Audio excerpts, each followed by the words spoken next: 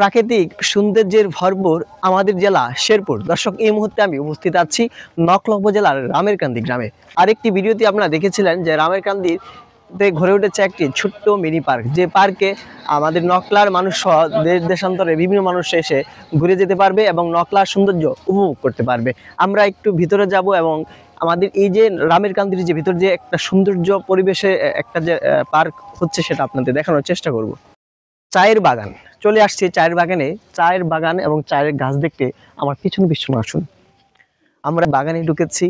এটা হচ্ছে শেরপুর জেলা নকলা উপজেলায় অবস্থিত রামেরকান্দি গ্রামে।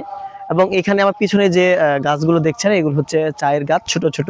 এবং এই যে হচ্ছে চায়ের বড় বড় পাতা, এই পাতাগুলো থেকে মূলত চা তৈরি করা হয়। এবং আমার পিছনে যে দৃশ্যটি দেখছেন সেটা হচ্ছে দেখেছে স্বর্গ ইকো পার্ক, এবং প্রবেশ মূল্য হচ্ছে বড়দের জন্য করা হচ্ছে 30 টাকা এবং ছোটদের করা হচ্ছে মাত্র 20 টাকায়। এই ভিতরে আপনি ঢুকলে দেখতে পারবেন চায়ের বাগান রয়েছে, ছোট বাচ্চাদের জন্য দোলনা রয়েছে, হচ্ছে কুমিরের ভিতর দিয়ে প্রবেশ করে আপনি বাইরে দিয়ে বের হতে পারবেন।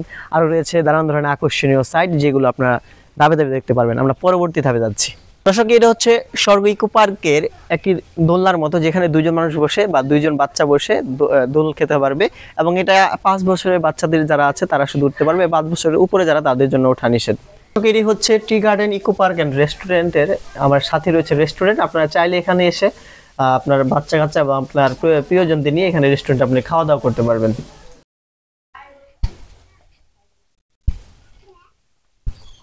কুমির, এটার ভিতর দিয়ে বের হওয়ার ব্যবস্থা করা হবে, তবে আমরা ভিতরে যাইনি, তবে একটু ভিতরে যাওয়ার চেষ্টা করবো। একটু আপনারা যদি আসেন আমরা দেখানোর চেষ্টা করছি। ও, অনেক অন্ধকার ভিতরে পরিবেশ, তবে নতুন, ভিতরে যেতে ভয় লাগছে। ভিতরে